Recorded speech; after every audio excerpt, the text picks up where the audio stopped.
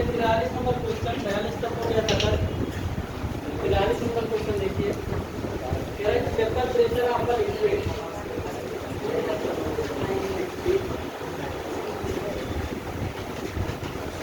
Paper pressure of the liquid temperature पे depend करता है कि नहीं, ठीक है। अगर हम टेम्परेचर को इंक्रीज करें तो क्या paper pressure of liquid increase करेगा, डिक्रीज करेगा? कि जो नेचर ऑफ लिक्विड है, नेचर ऑफ लिक्विड चाहे सॉल्यूट में जाए, जैसे सॉल्यूट का वेट होता है तो उस पर डिपेंड करेगा कि नहीं करेगा, ये आपको बताया।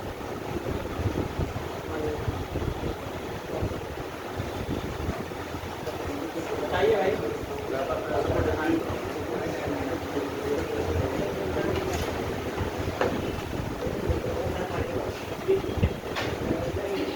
जैसे प्रेशर कुकर आप देखे ना, प्रेशर कुकर जो होता है वो आपके पेपर प्रेशर पे ही, पेपर प्रेशर को ही फॉलो करता है। अब वहाँ पे देखिए आप टेम्परेचर को बढ़ाइए या टेम्परेचर को कम करिए तो पेपर प्रेशर में क्या प्रभाव डिपेंडेंट। आप देखिए आप क्या करिए, जो है टेम्परेचर को लो करिए तो आपका जो लिक्विड होगा वो धीरे धीरे जो है पेपर में चेंज होगा। अगर आप टेम्परेचर को हाई कर देते हैं तो क्या होगा, वो बहुत जल्दी जल्दी सीटी आपका देने लगता है। देखिए नहीं, देखिए आप बनाए कि नहीं, सीधे सीधे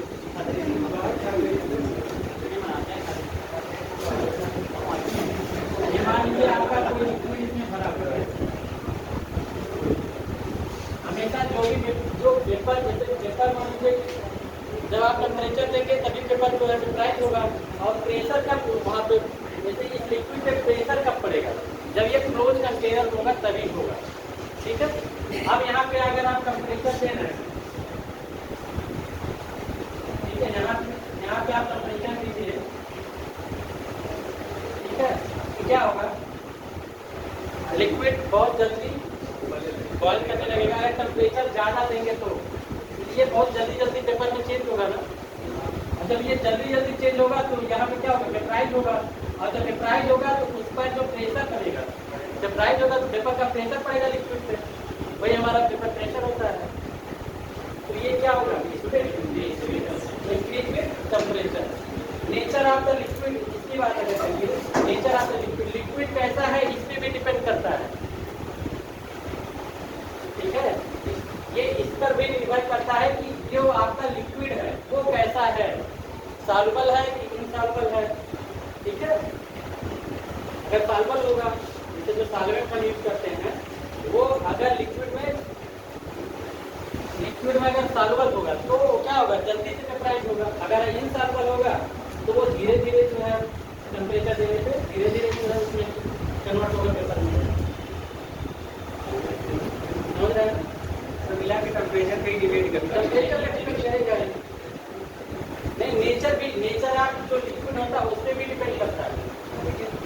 जैसे अगर मान लीजिए इसमें अगर ये कोई लिक्विड है, इसमें जो सॉल्वेंट मिला रहे हैं, ठीक, वो उसमें सॉल्युबल नहीं होगा तो क्या होगा, बहुत धीरे धीरे जो है इसमें पेपर में चेंज होगा, तो उसका जो प्रेशर पड़ेगा लिक्विड पर वो बहुत ही धीरे धीरे पड़ेगा। इसलिए ये किस पे डिपेंड करता है, टेम्परेचर पे डिपेंड। अगर आप इंक्रीज करेंगे तो पेपर प्रेशर आपका जल्दी जो है उसका प्रेशर जल्दी पड़ेगा लिक्विड का। अगर आप जो है अगर डिक्रीज करेंगे तो टेम्परेचर अगर डिक्रीज करते हैं तो पेपर प्रेशर आपका बहुत स्लो से। हाँ, जो पेपर प्रेशर है, पेपर प्रेशर इस तरीके से क्या है, टेम्परेचर पे, ठीक है, डिपेंड करता है।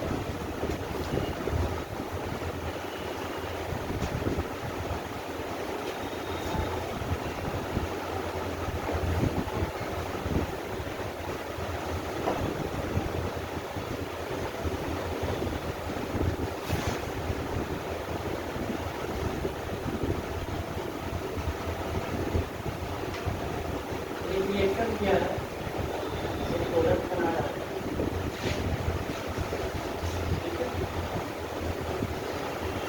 ठीक है।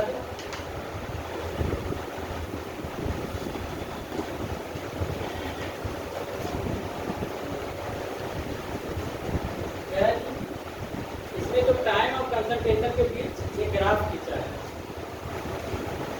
टेम्परेचर और कंसंट्रेशन के बीच उन्होंने एक ग्राफ खींचा है जो सी स्क्वायर पे ये दिया हुआ है। ये कह रहा है कि ये कौन सा आर्डर है, इसमें आर्डर पूछा।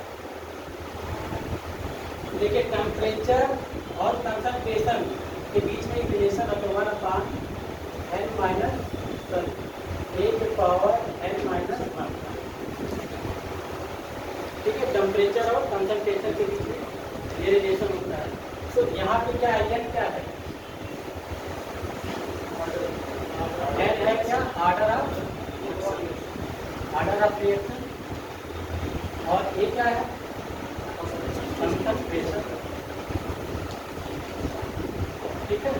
अब यहाँ पे देखिए ये कब आएगा, यहाँ पे आप पहले कि अगर हम वर्क करते हैं यहाँ पे इज इक्वल टू 1 1 यानी 0, ये वैल्यू क्या हो जाएगी, 1 हो जाएगी।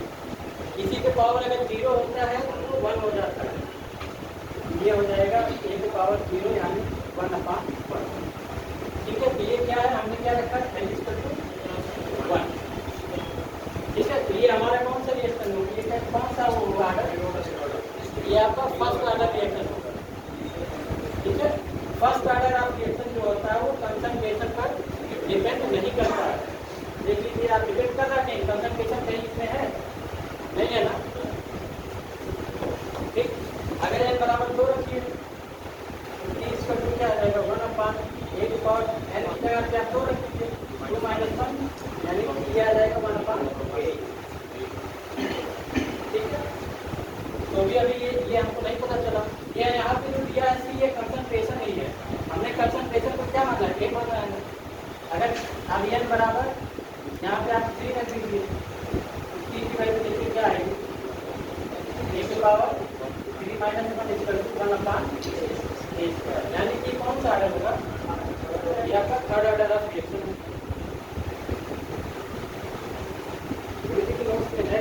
हाँ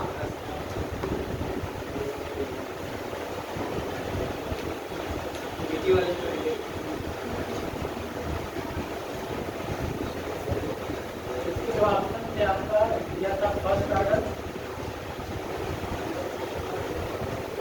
दूसरा सेकंड ऑर्डर,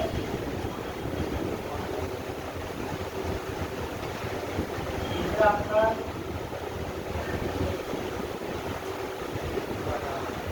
थर्ड ऑर्डर, चौथा कर दिया था एक न्यू ऑर्डर। इसमें आपका ऑप्शन कौन सही होगा। अगर मान लीजिए कि रेट ऑफ रिएक्शन और कंसंट्रेशन के बीच अगर ऐसा कोई रिलेशन पूछते तो कैसे आप बताएंगे, उसके लिए भी यूनिट ने एविडेंस ट्रायल में सब बताया है।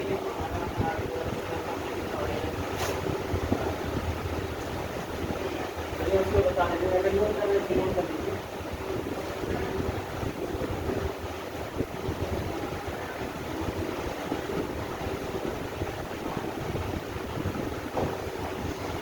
ये आपका फार्मूला होता है जिसके बीच में टेम्परेचर एंड कंसंट्रेशन। ठीक है। यहाँ से आप निकाल सकते हैं कि ये कौन सा ऑर्डर, अगर ऐसा कहीं दिया हुआ है आप देख सकते हैं कौन सा ऑर्डर होगा है।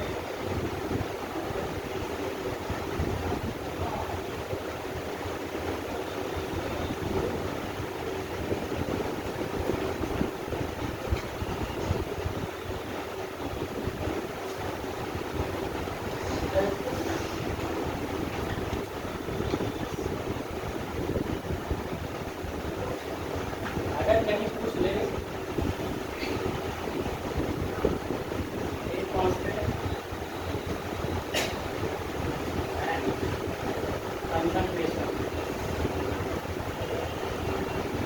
कंसंट्रेशन के बीच में क्या रिलेशन होता है। ठीक है। इसके लिए देखिए अगर फर्स्ट ऑर्डर है जीरो इसके जगह पे आप 0 रख दीजिए, 1/, क्या हो गया 0 रख दिए, a के पावर -1 आ जाएगा, ठीक, ऊपर चला जाएगा तो आपका t क्या आ जाएगा, a के पावर कंसंट्रेशन में डिपेंड करेगा।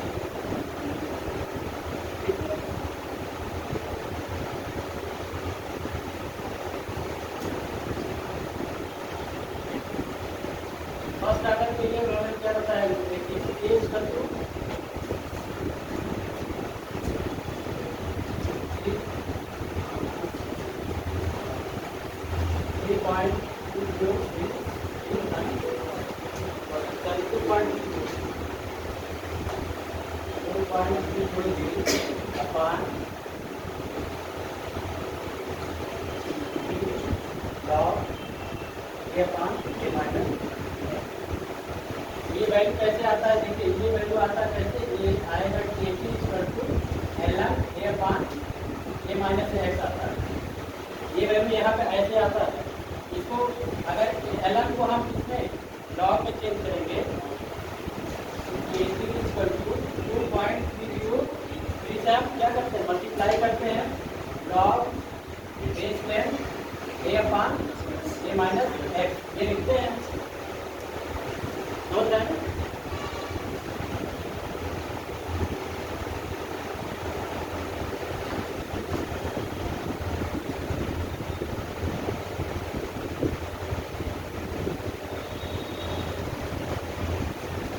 यहाँ से हम t प्लस के बराबर क्या जाएगा 2.203 अपॉन t, और ये हो जाएगा log a upon a minus x। ठीक, ये किसके लिए है? ये आपका फर्स्ट ऑर्डर, ठीक है। सेकेंड ऑर्डर, सेकेंड ऑर्डर के लिए k की वैल्यू क्या होगा 1 अपॉन t, ठीक है, 1 upon t 1 upon a minus x minus 1 upon a, ये आता है थर्ड ऑर्डर के लिए।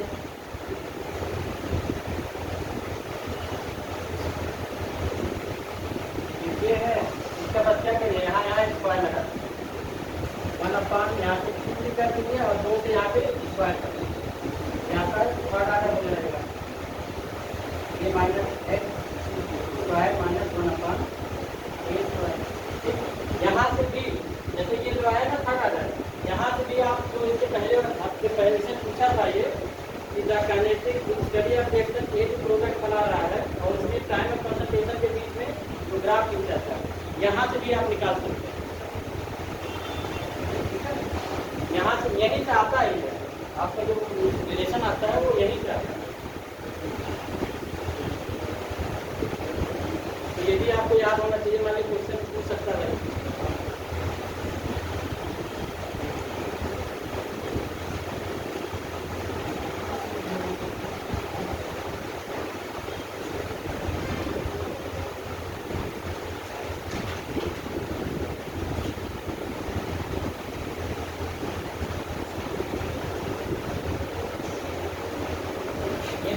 आपको याद होना चाहिए, तभी आप क्वेश्चन कर पाएंगे।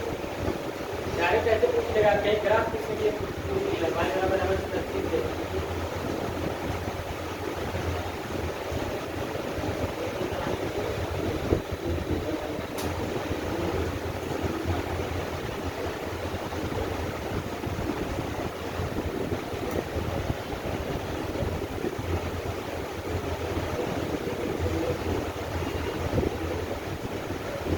रिएक्शन क्या है a प्लस b, और इसका बना रहे हैं इसमें ऑब्जर्वेशन कुछ उन्होंने किया है, ऑब्जर्वेशन, और यहाँ पे कंसंट्रेशन उन्होंने ए कर दिया है, कंसंट्रेशन बी किया है, और इधर ग्रेडिंग किया है, ठीक है। ऑब्जर्वेशन का मतलब एक बार, दो बार, तीन बार, जैसे जो आप ग्रेजुएशन वगैरह करते हैं ना, जितना ऑब्जर्वेशन लिखते हैं। पहले उन्होंने कहा कि जो कंसंट्रेशन है इसका 0.1 और बी का 0.2, रेट उन्होंने दिया है 0.01। दूसरे ऑब्जर्वेशन में देखिए, दूसरे में उन्होंने कहा कि 0.2 है, ये भी 0.2 है, और रेट इसका दोगुना हो जाता है।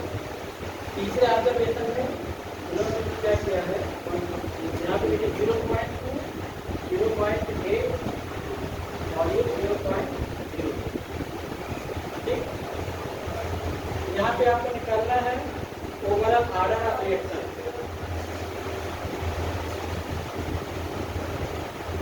रेट ऑफ रिएक्शन किस पे डिपेंड करता है, कंसंट्रेशन ऑफ किस पर, रिएक्शन, ठीक।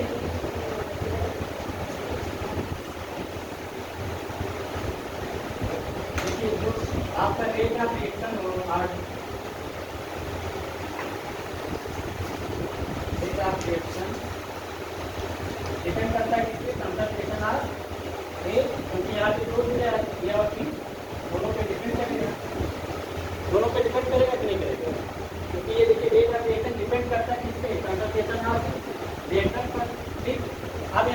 क्या करिए, देखिए दो वैल्यू जैसे यहाँ पे दोनों सिलेक्ट किया ना, चाहे तो आप इसको मत लीजिए, ठीक, या तो आप दोनों एक एक का सबका जो है रिलेशन बना लीजिए।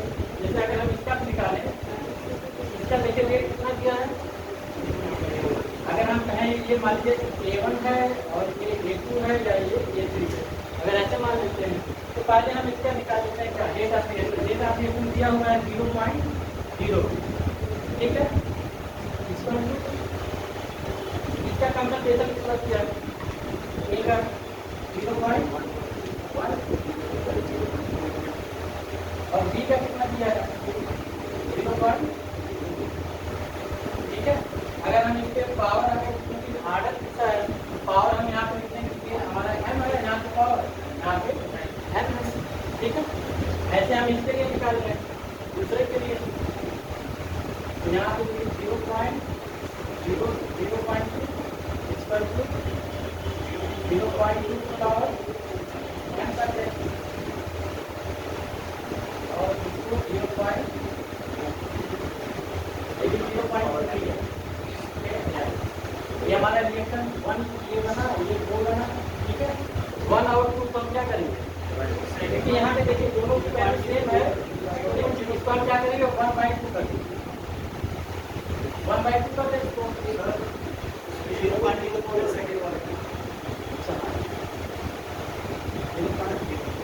ठीक है, हम रिएक्शन को क्या करें 1/2 कर देते हैं, एक ये हो जाएगा 0.01/0.04 कितना होगा, आप देखिए इसको इन दोनों को देख लेते हैं, ये आ जाएगा 0.1/0.2 जो पावर टोटल पावर हम लगाते हैं m, ठीक है, क्योंकि इसके भी पावर m है, इसके भी पावर m है, तो हम अगर डिवाइड करेंगे तो दोनों की पावर हम m लगा सकते हैं, और इन दोनों के देखिए ये दोनों क्या होंगे, कैंसिल आउट हो जाएंगे, कैसे भी दे रहे हैं 0.2/0.2 के पावर m, ये वैल्यू क्या होगी, कट जाएगी 1 आ जाएगा, 1 की पावर मतलब कितना भी है तो 1 हो जाएगा, तो यहाँ पे देखिए इसको हम लिख सकते हैं 1/4 1/2 पावर m, ठीक, यहाँ से इसको लिख सकते हैं 1/2 के पावर 2 1/2 के पावर m, m बराबर क्या आ जाएगा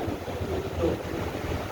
इस ऑब्जर्वेशन जो सेम है इसके लिए हमने क्या निकाला आर्डर 2 आ गया, ठीक, इसी तरीके से इसमें देखिए ये दोनों सेम, इन दोनों के लिए हम निकाल लेंगे, ठीक है, इसके लिए दूसरा वाला और तीसरा वाला निकाल लेते हैं, इसमें भी ऐसे डायरेक्टली अगर करते हैं, इसमें डायरेक्टली करते हैं 0.2/0.2 के पावर m, और इसको देखिए 0.2/0.8 के power n equal to rate देखिए क्या है 0.04/0.0, ठीक है, इतना लिख सकते हैं, ये वैल्यू कैंसिल आउट हो जाएगा, बचा क्या है, ये बच रहा है,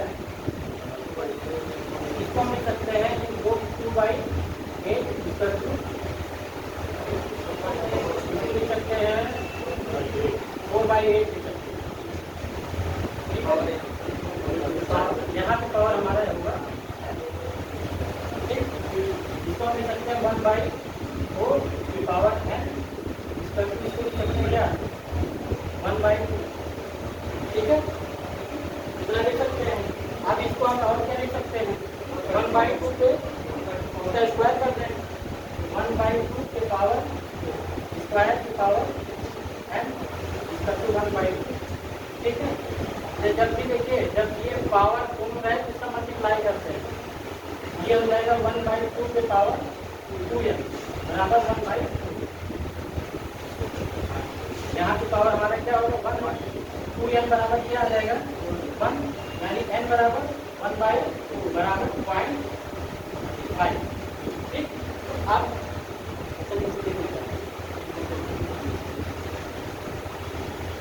अब टोटल अगर आर्डर ऑफ रिएक्शन निकालना होगा, आर्डर ऑफ रिएक्शन क्या करेंगे m प्लस n कर लेंगे, m हमारा कितना है 2 और n कितना आया है 0.5, टोटल कितना आ जाएगा 2.5, ये हमारा क्या आ जाएगा आर्डर,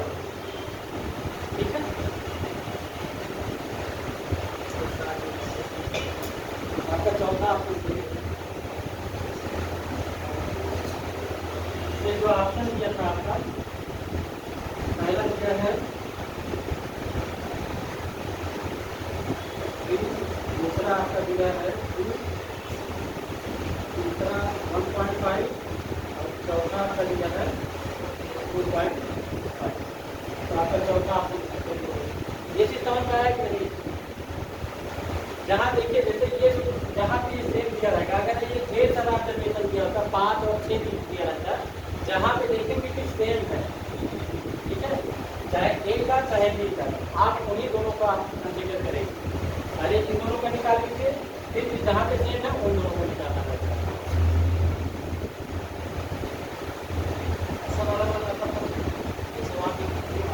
नहीं तो जब अलग अलग आता तो ऐसा देता ही नहीं, कहीं ना कहीं वो सेम आते के लिए आएगा। जहाँ पे सेम ऐसे आ रहा है, जैसे मान लीजिए यहाँ पे 0. दूसरे में क्या है 0.2 है और तीसरे ऑब्जर्वेशन में भी 0.2, तो हम इन दोनों के बीच में रिलेशन करेंगे। यहाँ पे देखिए बी वाले में भी यहाँ पे क्या है, ये दोनों वैल्यू सेम है, तो हम इन दोनों को निकालेंगे रेट और कंसंट्रेशन के बीच, ठीक है, वहाँ से हम आगे निकाल लेंगे, ऐसे सॉल्व करते हैं।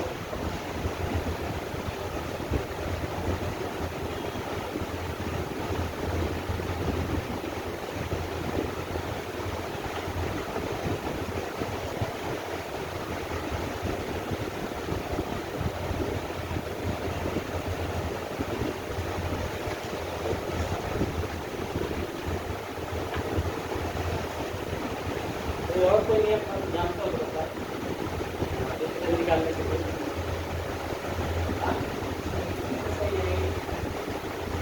कुछ ऐसे, अगर ये पीजीटी में आएगा, वैसे पीजीटी में पूछेगा नहीं, पीजीटी 2003 पीजीटी के बाद पूछा है, पीजीटी में नहीं, इसमें पीजीटी में बहुत पहले 2003 उसके बाद से अभी तक कभी ऐसा पूछा नहीं,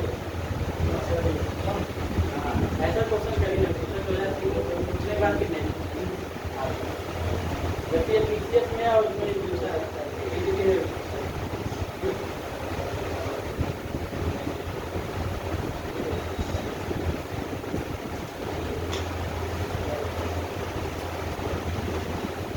समझ में आया कि नहीं?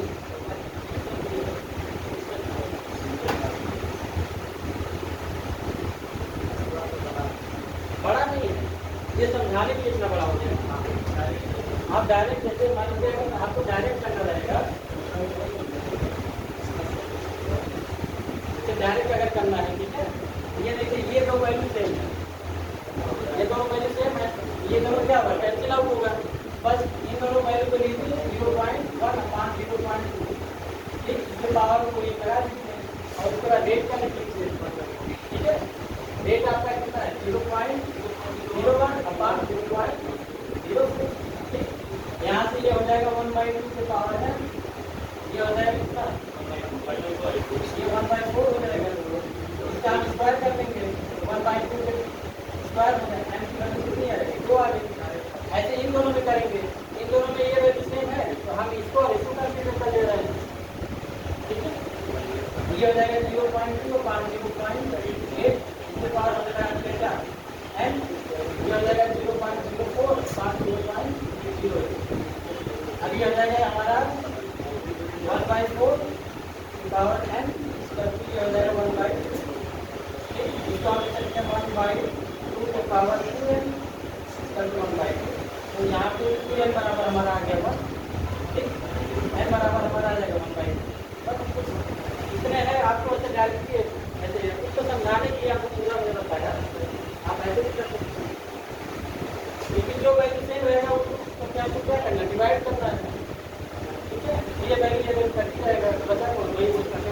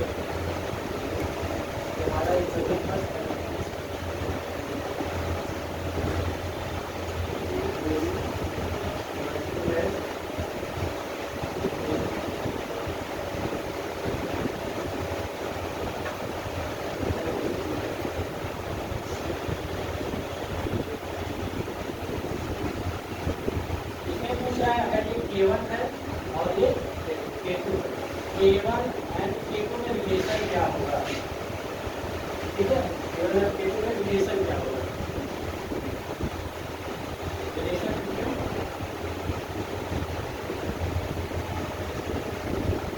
K1 और ठीक, यहाँ पे लास्ट आते हैं प्रिंसिपल आप लगाइए, ठीक है। पहले वाले के लिए क्या बनेगा,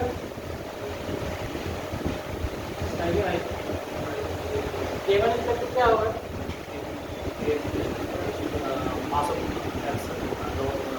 इसके लिए concentration of AB upon concentration of AB upon B2 की पावर ठीक, ये होगा।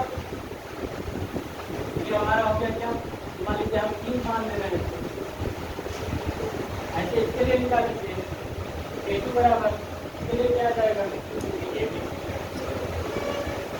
कंसंट्रेशन ऑफ, तो इसके पहले जो हमारा ये कोएफिशिएंट होगा उसको हम पावर में लिखते हैं, पावर 2 हो जाएगा और concentration of upon concentration of AB2 के, ये हमारा आ गया। आप क्या मान लिया इसको 4 नंबर मान लिया, ठीक। आप देखिए यहाँ पे AB अपान AB, AB2 हाँ ये AB2 है, ठीक है।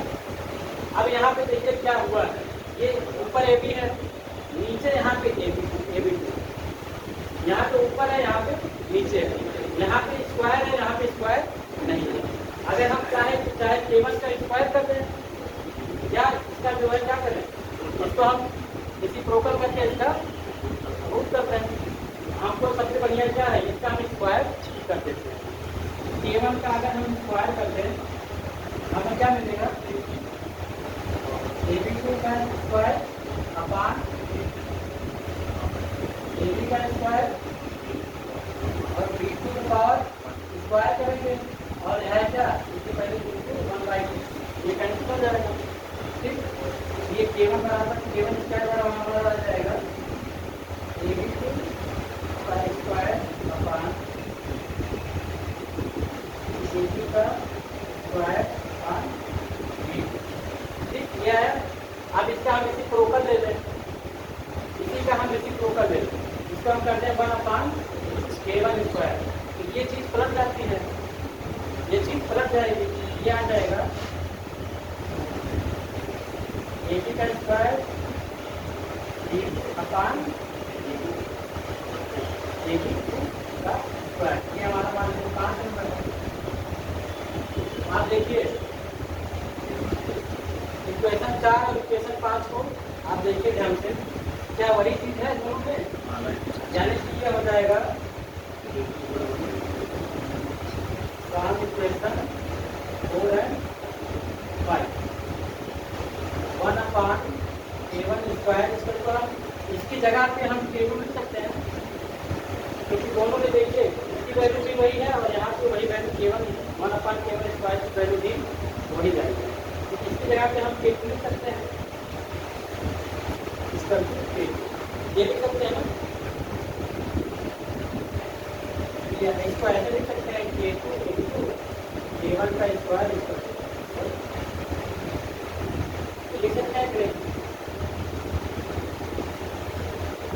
यहाँ पे हमने क्या लगाया है, लास्ट आपने भी प्रिंसिपल लगाया है, ठीक है। इसके लिए K1 क्या है, ठीक। K1 क्या, K1 बराबर concentration of product upon concentration of reactant, ठीक। ये चीज आ गया, इसमें तो कोएफिशिएंट इसके पहले जो दिया था कोएफिशिएंट उसको हम स्क्वायर में लिखते हैं, इसके पावर में लिखते हैं, स्क्वायर में इसके पावर में, अगर इक्वेशन 1 to 1 मल्टीप्लाई कर दें तो हाँ इक्वेशन 1 में मल्टीप्लाई करें हाँ तो क्या आ जाएगा, हाँ तो भी आ जाएगा। कई नियम है, आप कैसे भी कर सकते हैं, आना चाहिए आप इसका स्क्वायर नहीं पे तो इसका 2 से मल्टीप्लाई कर दीजिए तो भी आ जाएगा आपका, बस क्या करना है उसमें भी K1 को रिवर्स करना पड़ेगा।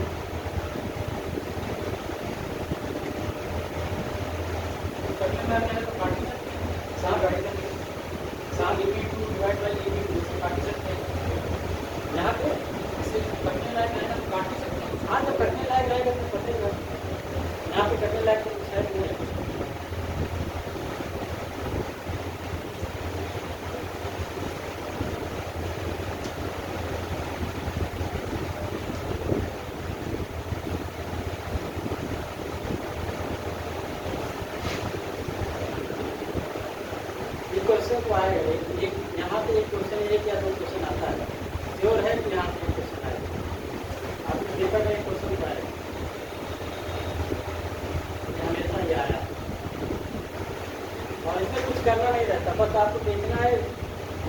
आप देखिए क्या दिया हुआ है, बस इसी का उसमें मल्टीप्लाई करिए या डिवाइड करके करना हो नहीं। ये तो आपको पूरा आपको प्रूफ के साथ में बता रहे हैं कैसे पूरा डेरिवेशन कर सकते हैं, आप ऐसे भी कर सकते हैं।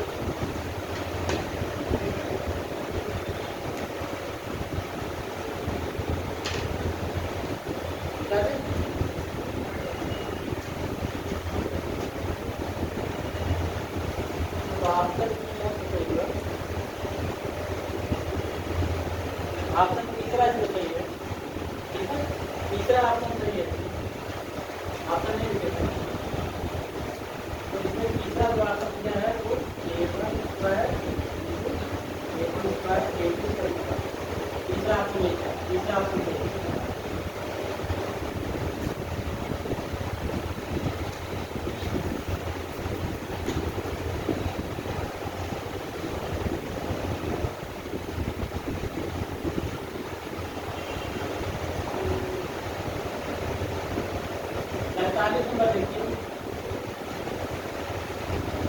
कैरेक्टर आप एसपीएल बताइए।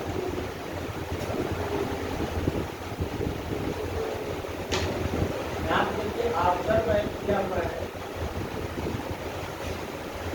Observe value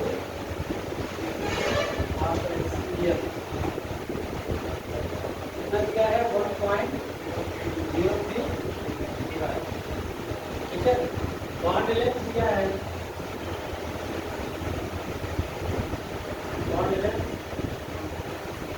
1.275 angstrom. इसको हम क्या करेंगे, इसको हम चेंज कर देते हैं सेंटीमीटर में, इसको हम चेंज कर देते हैं कितने सेंटीमीटर में। इसको हम 1.75 इंटू 10⁻⁻10 ये मीटर में हुआ, इसके एंगस्ट्रॉम क्या हुआ है, ठीक। इसको हम चेंज करते हैं 1.275 इंटू 10⁻⁸ सेंटीमीटर, ठीक है। और यहाँ पे इलेक्ट्रॉन की वैल्यू दिया है 4.8 10⁻10 ESD। दूसरा है कि percentage ionic character, percentage ionic character, character of, ठीक है। ये पूछ रहा है आयनिक कैरेक्टर ऑफ HCl। जब भी हम आयनिक कैरेक्टर निकालते हैं परसेंटेज आयनिक कैरेक्टर,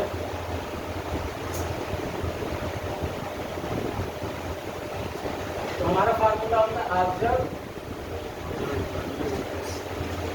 ऑब्जर्व वैल्यू, ठीक है। ये होता है कितने डायपोल मोमेंट नंबर अपान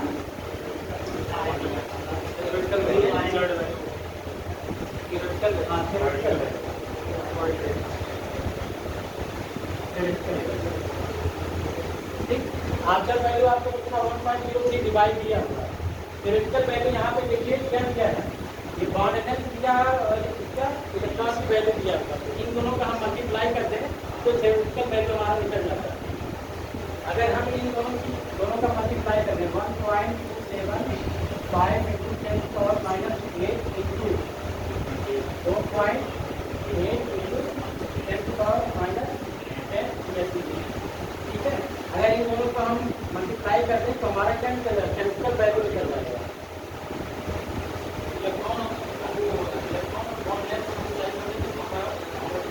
केमिकल वैल्यू निकलता है,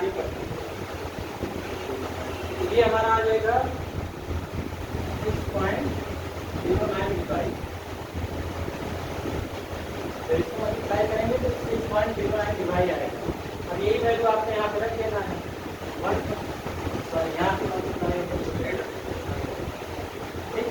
1.03 अपान 6.09 इंटू,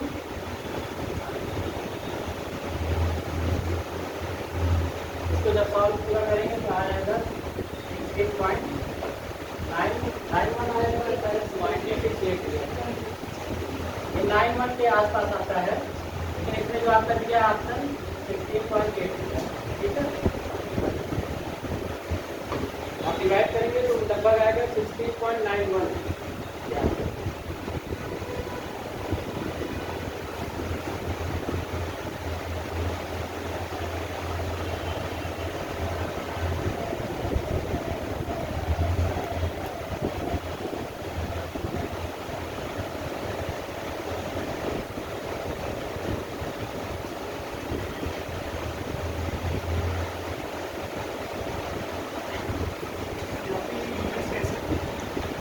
देखिए जो ये ESU होता है ना, ये भी हाँ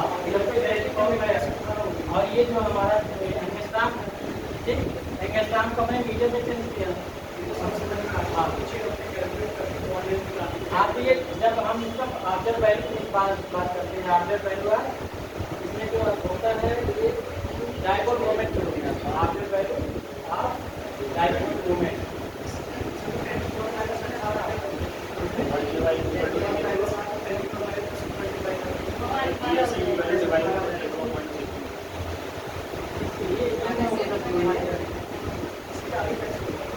डिवाई में कन्वर्ट हो गया। डिवाई में यार डिवाई का होता है, उसमें देखिए 1.-18 होता है,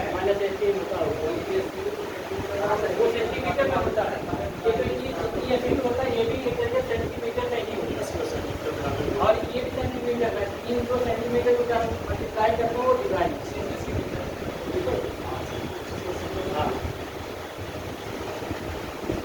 वो सेकेंड इलेक्ट्रोस्टैटिक यूनिट होता है। ESU का जो फुल होता है,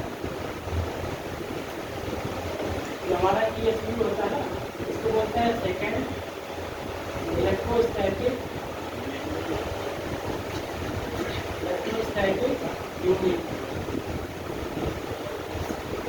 ESU का फुल फॉर्म ये होता है सेकेंड इलेक्ट्रोस्टैटिक यूनिट।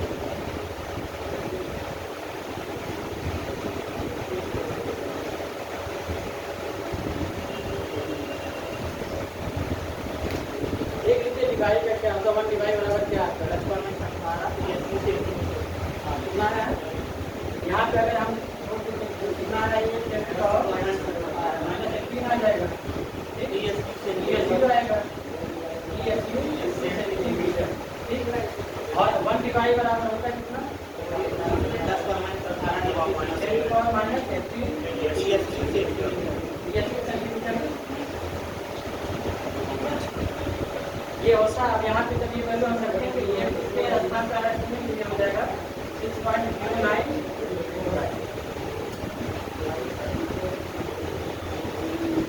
ये देखिए आप एक पूछ रहे थे ना, हाँ, ये 1 डिवाई का कितना होता है, 10⁻18 के लिए सेंटीमीटर।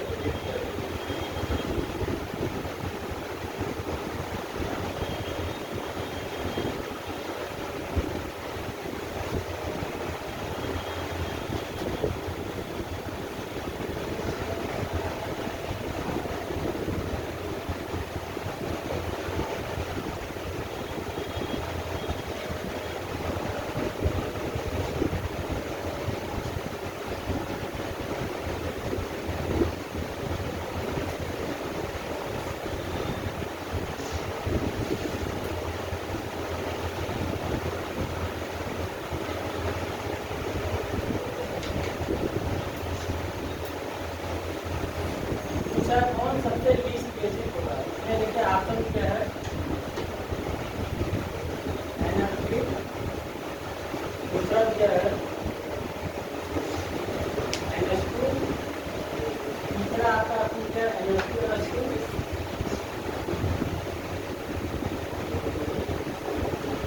और आपका चौथा ऑप्शन है NH2OH। बताइए कैसे आप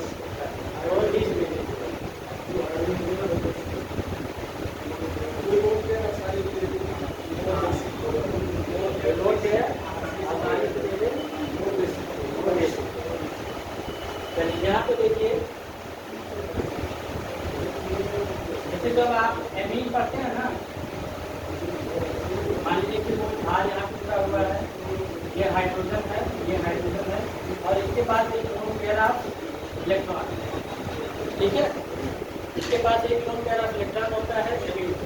ये क्या कर सकता है, ये अपना lone pair of electron donate कर सकता है, donate electron, donate lone pair, ठीक, या क्या कर सकता है, एक्सेप्ट एक्सप्रेस प्रोटॉन, ये दोनों कर सकता है कि नहीं? बताइए, ये दोनों कर सकता है कि नहीं? अगर ये डोनेट कर रहा है लोन पेयर, ये इसके यूज का अनुसार ये क्या होगा, यूज के अनुसार ये बेसिक होगा या बेस होगा। और यहाँ पे अगर एक्सेप्ट कर रहा है ट्रांसफर नोरी कॉन्सेप्ट के अनुसार ये क्या होगा, जो एक्सेप्ट करेगा वो क्या करता है, वो बेस होता है, ठीक। यहाँ पे भी ये क्या है, दोनों तरफ ये क्या कर सकता है, ये लोन पेयर ऑफ इलेक्ट्रॉन दे भी सकता है और एक प्रोटॉन को एक्सेप्ट भी कर सकता है, इसलिए ये क्या होता है, ये बेसिक होता है, बेसिक इन नेचर होता है, ठीक है। अब यहाँ पे देखिए, यहाँ पे तो सभी के पास लोन पेयर ऑफ इलेक्ट्रॉन तो है ही, सभी के पास लोन पेयर ऑफ इलेक्ट्रॉन तो है। अब आगे देखिए, यहाँ पे देखिए ये क्या है, मोल इलेक्ट्रोनेगेटिव एटम है, ठीक है। यहाँ पे माइनस आई का काम कर रहा है, देखिए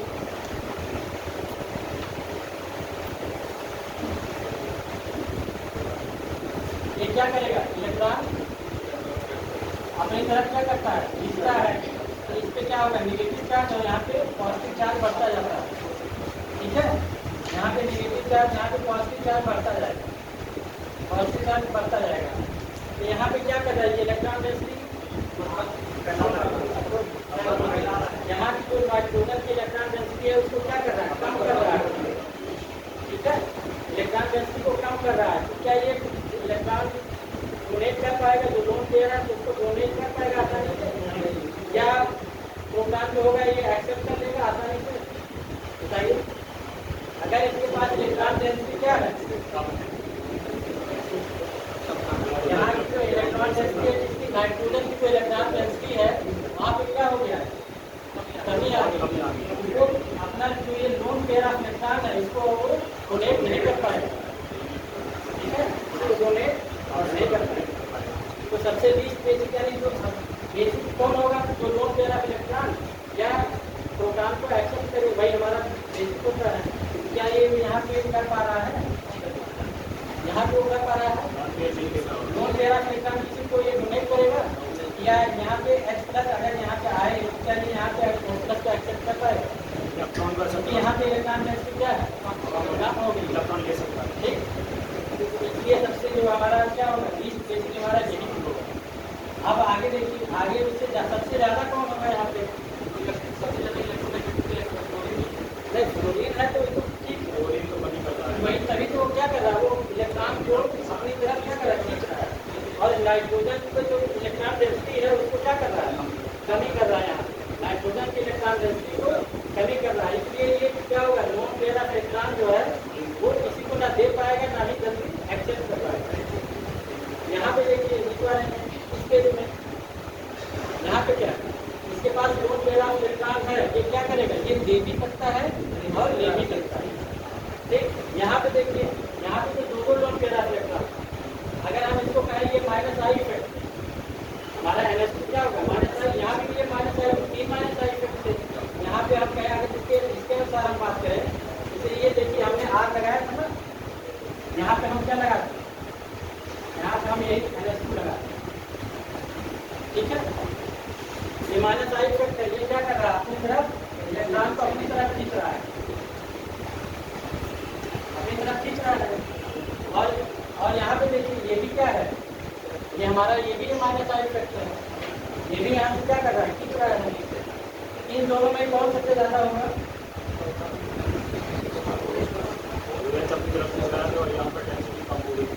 माइनस आई इफेक्ट जो होता है उसका हम जानते हैं, आर्डर जानते हैं,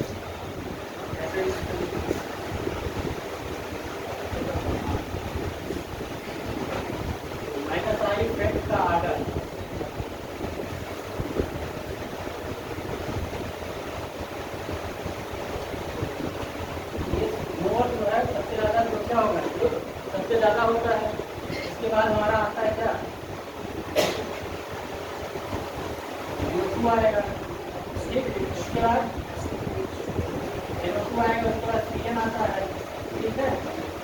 बाद आपका COH आएगा, ठीक। इसके बाद आपका SO3H आता है, ठीक है।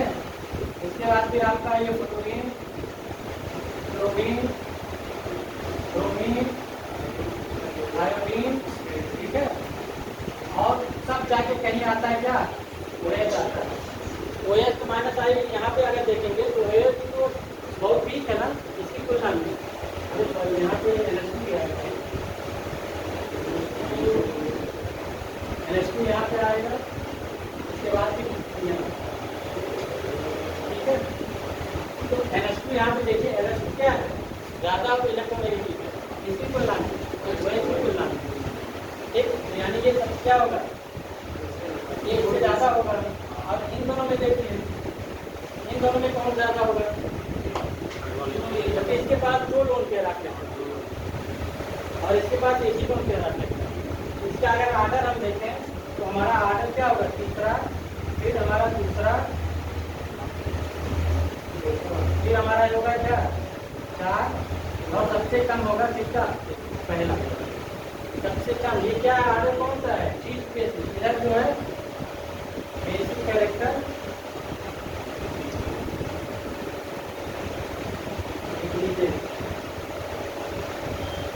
सबसे कम किसका होगा, सबसे ज्यादा किसका होगा, तीसरे वाला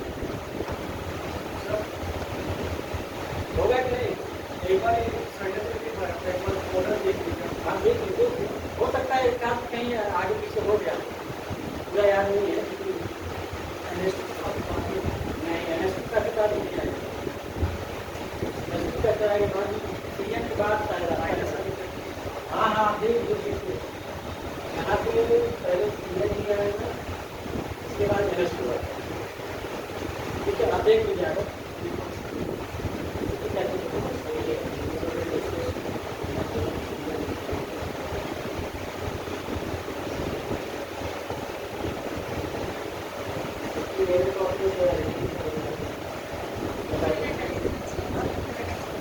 NH2 का नहीं होगा, NH2 का तो NH2 का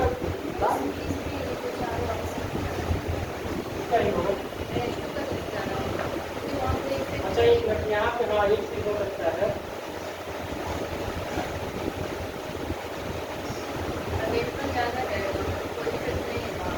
यहाँ पे हाँ एक चीज हो सकता है, जैसे अगर ये ब्रोमीन है, ठीक, अगर ये ब्रोमीन है, यहाँ मान लीजिए क्लोरीन है, ठीक है। तो जब तक ये जो है कि किसी को अपना लोन दे रहा इलेक्ट्रॉन नहीं देता, ठीक, तब तक इसका माइनस आई और इलेक्ट्रोनेगेटिविटी ये दोनों क्या रहेंगे, वो सेम रहेगा। और जैसे जब ये बांड बना लेते हैं तो वहाँ पे क्या होगा, वो इलेक्ट्रॉन डेंसिटी को कम करते हैं। जब बांड बनाते हैं तो इलेक्ट्रॉन डेंसिटी को कम करेंगे। तो हाँ ये बात सही है, यहाँ पे आएगा, यहाँ पे आएगा, ये ठीक है। वो आप देखिए शायद यही आर्डर होता है, ठीक है। आप आर्डर आपका यही होता है।